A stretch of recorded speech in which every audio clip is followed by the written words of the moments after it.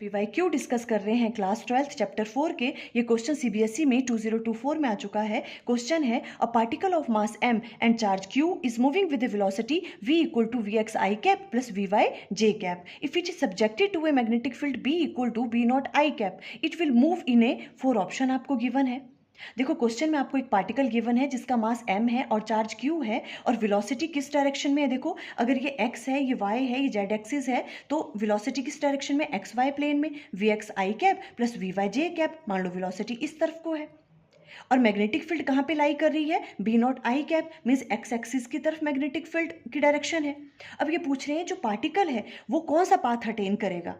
देखो हमें ये चीज़ पता है अगर वेलोसिटी किसी पार्टिकल की मैग्नेटिक फील्ड के साथ थीटा एंगल बनाती है तो वो हेलिकल पाथ अटेन करता है। देखो किस तरह से ये वेलोसिटी दो कंपोनेंट में रिजॉल्व हो जाएगी, ये वी एक्स कॉस थीटा और ये वी वाई साइन थीटा। ये वेलोसिटी है इस डायरेक्शन में।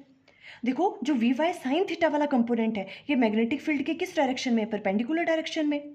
अगर वेलोसिटी पार्टिकल की मैग्नेटिक फील्ड की परपेंडिकुलर डायरेक्शन में होती है तो पार्टिकल कैसा पाथ अटेन करता है, सर्कुलर पाथ।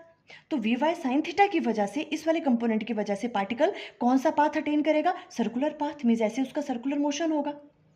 जो वी एक्स कॉस थीटा वाला कंपोनेंट है वो मैग्नेटिक फील्ड के साथ जीरो एंगल बना रहा है तो वी एक्स कॉस थीटा पे तो मैग्नेटिक फील्ड का कोई असर नहीं पड़ेगा, पर वी एक्स कॉस थीटा की वजह से वो पार्टिकल फॉरवर्ड डायरेक्शन में मूव करेगा।